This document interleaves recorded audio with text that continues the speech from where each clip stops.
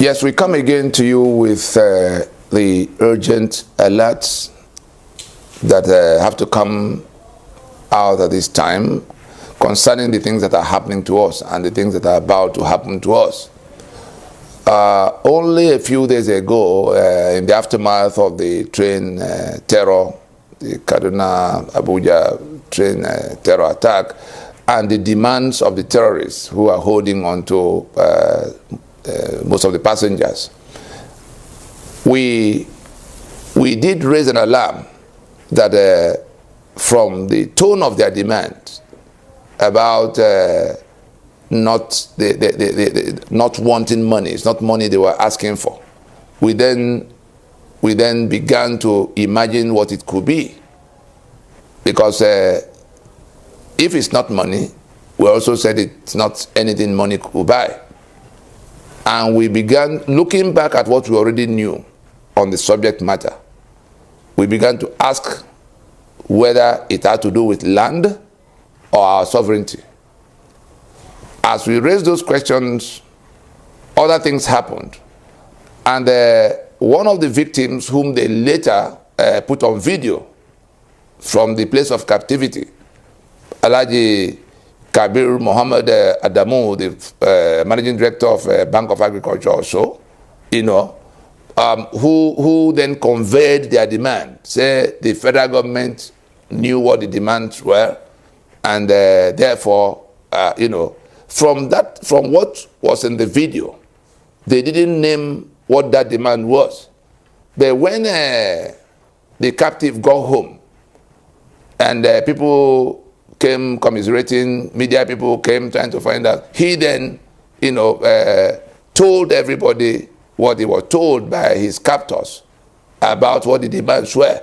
It then turned out to confirm our worst fears, that it is the land of Nigeria. I want everybody to listen carefully so that we can understand what situation we're caught in now.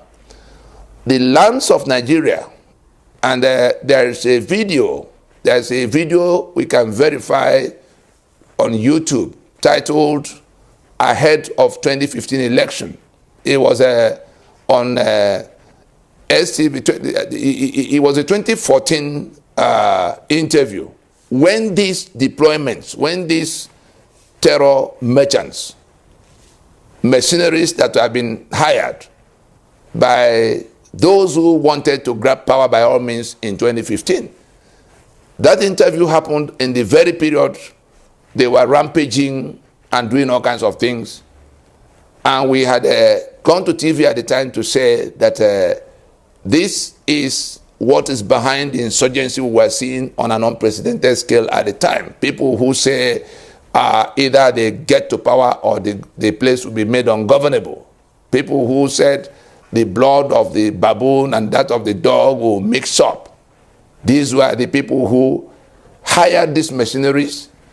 El-Rufai himself told us how he went, later. We were piecing, we were bringing the pieces together to form a complete picture. That there was a promise.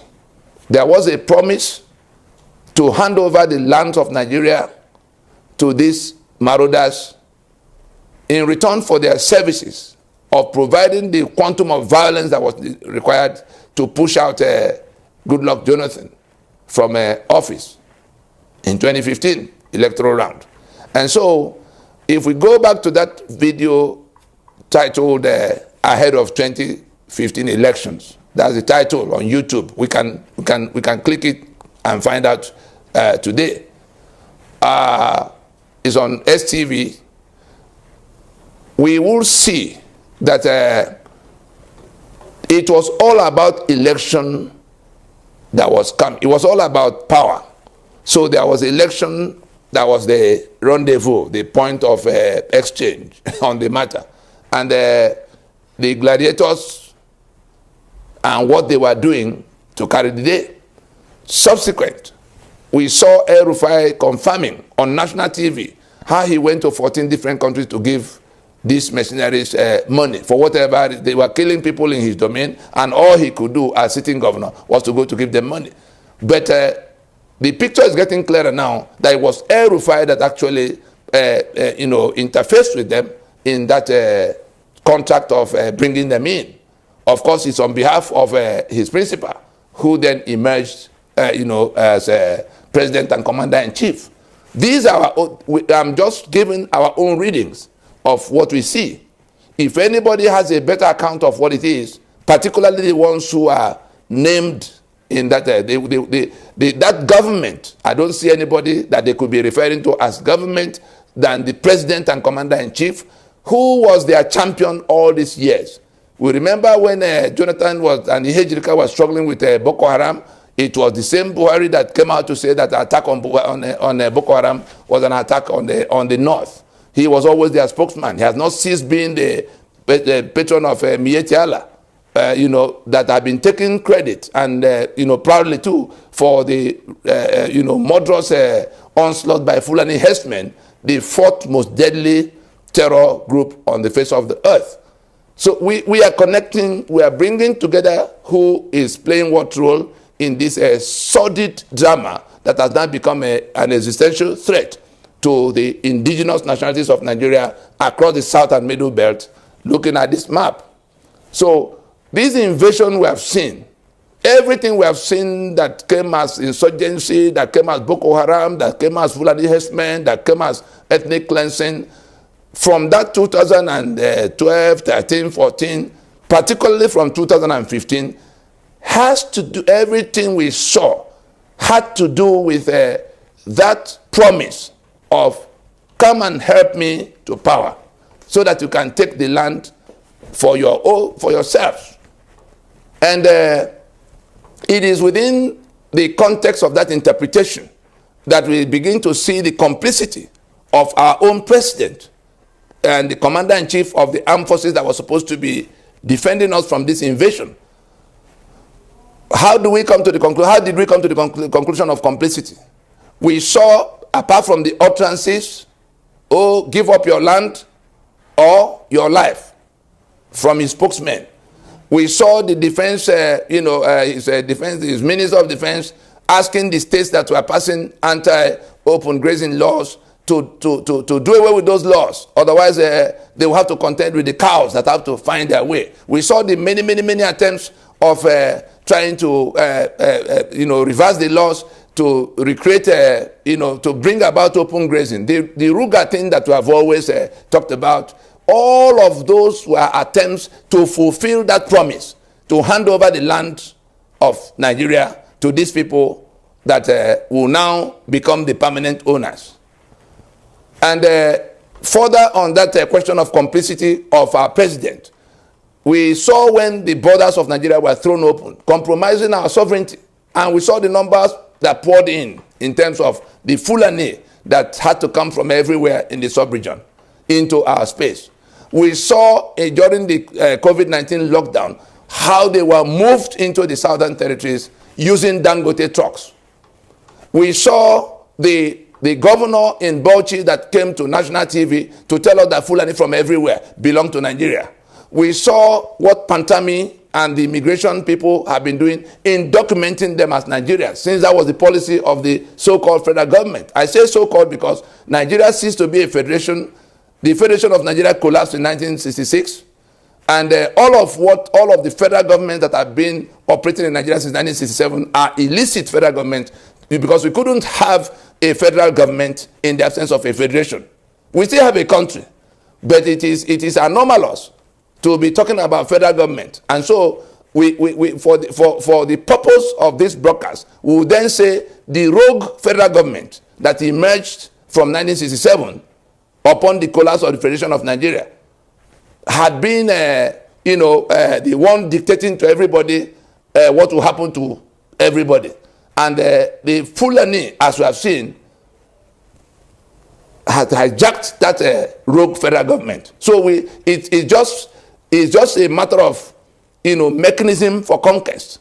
And the whole purpose of what they were doing all the while, if we look back at Ahmadu Bello's battle script of 1960, in which he was talking about the estate of their great grandfather, everybody's familiar with that now. We now begin to look at the Buhari that contested elections 4 times. It was for the purpose of, we allege that it was all for the purpose of bringing Fulani from everywhere to resettle them in our space, killing off the owners of the land, the indigenous nationalities that own the land. The title deed, the reason we are talking to our people now, so that they can see what they can do to reverse the situation, because that whole gambit has collapsed. Nobody is going to be able to hand over any land to anybody in the circumstances they've planned. If out of 8 years, 7 years gone, particularly after the attempt to smuggle the Ruga into the amendment proceedings they were having, pretending they were talking about local government autonomy. But we monitored them to the point where we busted it. Again, we hear that there are some nocturnal movements to try to smuggle that amendment to the state assemblies. Those whose lands will be taken in all those states, if those amendments sail through, are waiting for whoever will bring those amendments to state. We don't even want to bother with that, because the people who own the land are already waiting for people who want to bring those amendments for any kind of consideration. Because it is just the formal handing over of everybody's land to these Fulani invaders. That is what that Ruga, that amendment that has to do with local government autonomy wanted to achieve. If NINAS did not block that amendment in the way we did, it would have been the point of fulfillment of that promise made before 2015 to these invaders, because they would just have called them aside to say, look, the land is now yours. Constitutionally so. The governors would have been shut out, because the local government will now become the business of federal government in terms of INEC conducting election, in terms of allocations going directly to them, and in terms of what the traditional rulers could be doing with them to set up Ruga everywhere they want to set up Ruga. It will have just been a matter of the 774 local government areas, the communities, not just the communities, the lands of the communities will have been in the hands of these Fulani invaders by the manipulation of that illicit federal government through the National Assembly, so-called because until we resolve the union dispute around the constitution under which all this are being done, we do not have a union really. People are just imposing themselves on other people. Look at this map. I want us to look at this map again. The alliance, the entire portion, the entire south and middle belt, as you see, is saying that we don't have a union. If it is the 1999 constitution that is the basis of what everybody is doing. And so the purpose of this broadcast, so that we don't lose a track, is to say that from what has now emerged, from the direct witness of the one who sat with the bandits, we can say authoritatively that our president and commander-in-chief is at the center of the terror that we have suffered across the last 10 years, so to say, because it began way before the 2015 election itself. We remember it was in 2012 or so that after the 2011 election that the same candidate Buhari had boasted that if the kind of thing that happened in 2011 happened again in the next election, that the blood of the baboon will mix with that of the monkey on the streets. And we have seen it happen. If Jonathan did not, if Jonathan, who won the 2015 election, did not pick up the phone to concede at that hour, he did, it would have been a festival of blood. And it was these same elements that were procured to come to force things through that would have been the killers of everybody at the time. And the whole purpose had not changed from taking the land of the owners and becoming the new owners, so that there is a country called Nigeria still in place, but the demographics will have been altered radically. They have not given up that plan. And that's the reason we are telling everybody now what is left of their rickety plan, what is left of that plan at this time, and what those in that danger of extermination could do. These people in their unreasonable commitment to getting back to power through this insurgency as a card to play. Unfortunately, they lost control of it, and we are now getting to where that game which they were preparing for has to be played. And in the face of all of this, that contest for which that insurgency was set up is actually going to play out in form of election. And we're saying that from what had proceeded from the two camps of those who are going into that contestation, we are assured that it is blood either way. If party A wins, it is blood. If party B wins, it is blood.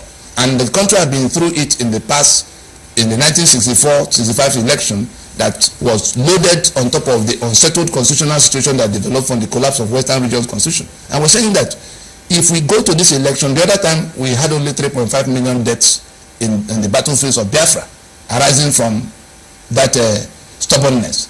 If we go to this election today, we will have no less than 10 million people dying from the outcome. And we say, let the election be shelved and put away. This thing could have been finished in 2 years from the time they emerged in 2015. But because we were ahead of them in telling everybody what was coming, they couldn't proceed. The National Assembly, of course, they didn't have the kind of control they now have. And of course, somebody took ill and everything got slowed down. But it now became very necessary to get another 4 years. That was what shaped the 2019 election, to get 4 years to continue the onslaught. Unfortunately for them, in that second coming, we already made a breakthrough in the international arena to tell the global community that the terror networks in the Middle East, particularly ISIS, had formed a joint venture with their local networks and the proprietors of that illicit federal government of Nigeria in what became ASWAP. And so we saw how that joint venture began to sweep through in the name of Fulani herdsmen. And the pretense then was climate change and farmers and headers, clashing. Of course, we managed in the period leading to the 2019 election, we had a breakthrough in being able to get to Washington to tell those who have been deceived by that false narrative of farmers and headers clashing. I was privileged to have led that interface with the U.S. government and other stakeholders on the global stage who were concerned with the terror that was migrating from the Middle East into the West African sub-region. And we told them what we knew about what our government was doing in bringing that terror network to reinforce them in West Africa for further engagement with the rest of the world. And it became a huge impediment to that plan of taking the land by force. We saw what El Rufai was doing in Kaduna, particularly southern Kaduna, where the owners of the land were always the ones to be arrested. When people from afar, people they could identify, Fulani, were invading them and killing them off. We saw the Adara Kingdom, the incident there. We see what's going on in northern Kaduna even now. That Muslim, indigenous, communities who are also Muslims. So it's not even a matter of jihad or anything religious. It is an ethnic campaign by the Fulani to create a homeland for their people from all over the West African and the Sahel sub-region. And so we are in that situation in which they couldn't finish, because we remember when Buhari himself said that Trump asked him in their private meeting, why are you killing Christians in your country? It was because there was an interface going on at the highest levels in the US and elsewhere, that information became available to them. The deceit of farmers and herdsmen clashing over climate change got overtaken. We saw when they sent Oshibajo to go to lie on their behalf in Washington that no killings were taking place. And Oshibajo actually came. And he got the embarrassment of his life when he was called a shameless liar to his face. That his people were being killed, and he was sent to come to lie that it was not happening. And he actually boarded the plane to come to tell them, being a pastor, being a professor of law, being Yoruba, that he came to tell the America that was providing the satellite support for what the Nigerian military was using to pursue after the terrorists, were within the view of the US. So this vice president turns up, coming to say that, trying to use his credibility as pastor and Christian who is vice president to say that no killings were taking place. Of course, the US already had superior information on the subject matter. So we're just putting all this together to say that there is an orchestration, there was a suppression of the truth of what was going on, and now, as it has pleased the forces of heaven, that truth has been forced out, because these people who were not able to deliver, having played all pranks. You saw when it was grazing reserve in National Assembly, it didn't go. A grazing route, he didn't go. He came to where the Buhari wanted to resort to executive order. He wanted to bypass the National Assembly to say, by executive order, bring me all the files pre-independence about grazing reserves, and so that they can be reopened. People actually went into people's land. In Benue, I can remember, to try to begin to set up ranches. The people chased them away. And so it didn't work. They came back, national waterway, whatever. It failed because people were now alive to that attempt. Eventually, they went on, they called the same Oshinbajo to go and launch national livestock, whatever they called it. Again, it failed because as long as it involved people's land that would be occupied by Fulani and their cow, nobody was going to take it.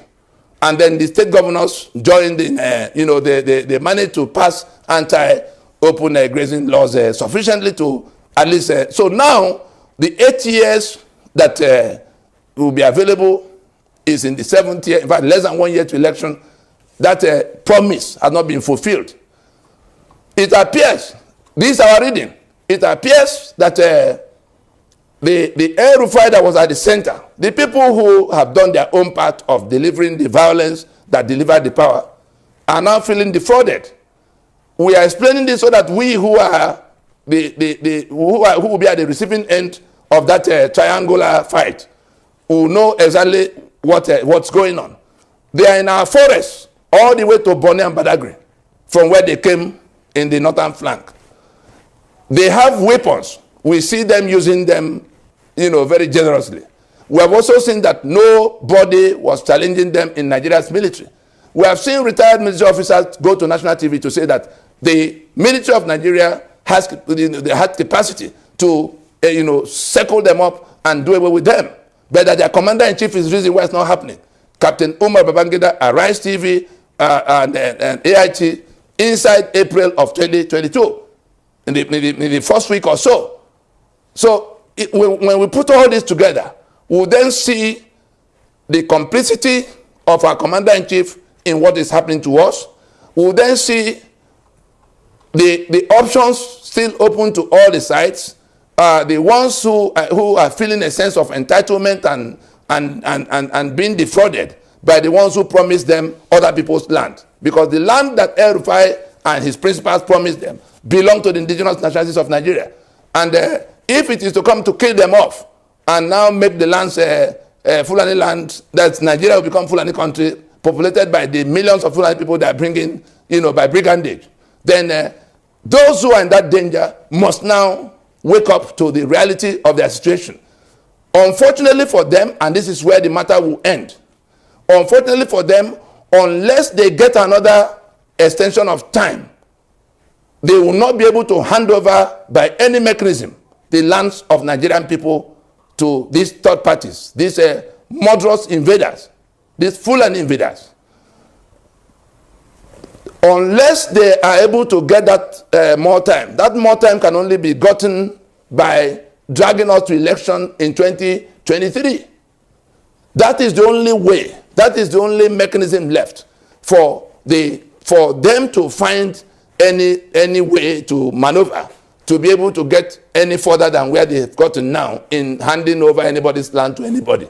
And so, if we are stupid enough, the South and the Middle Belt, if we are stupid enough, if we are reckless, if we are careless enough to join them in that voyage to 2023, why are we going to that election when the constitution by which the winner will govern is already makes us the slave they want us to be, is continuing to empower them to pretend they are providing governance, to pretend they are taking care of us. When an issue, a sovereignty dispute has been raised within which we can solve that problem now instead of going to election, what's the purpose of this next election? Because the winner, whoever he is, will have to swear to defend and uphold and govern by that constitution. So if we grant them that extra 4 years by allowing them to take us to election, it will be entirely our making that they got the extra time they desperately need now. There's no other way they can get ahead with what they're doing if we don't grant them that extra time by going to election with them. That is what is at issue. And that election is not even the outcome of the election that is the problem. It is the fact that we are on the journey to that election even at this time. In a very recent broadcast, we talked about their plan A, which is the conquest they are driving already. Their plan B, which is to disrupt the security situation and assume martial powers to now facilitate and fast track whatever it will take to grab this land and hand over to these people. That's all they are using the election to do. And they are keeping the whole of the South and Middle Belt busy with PDP and APC, who is going to be, whose turn is going to be. The outcome of the election is already predetermined by its two platforms. They control the two platforms. They control INEC. They control the police and army that will carry the results around. So at what point are you going to be competing with them? So the politicians of the South and Middle Belt who are leading this journey to election of 2023 under this constitution are just going to lead their people to slaughter. That is what you are doing. You are going to lead your people to slaughter. If you are part of this journey to 2023, it's not about who will govern or who will win. It's about the Fulani being given extra time from where they are now to complete the conquest they're already pushing. And we felt we should come to alert everybody, and that our commander-in-chief is at the center of all that shenanigans. We drop it there.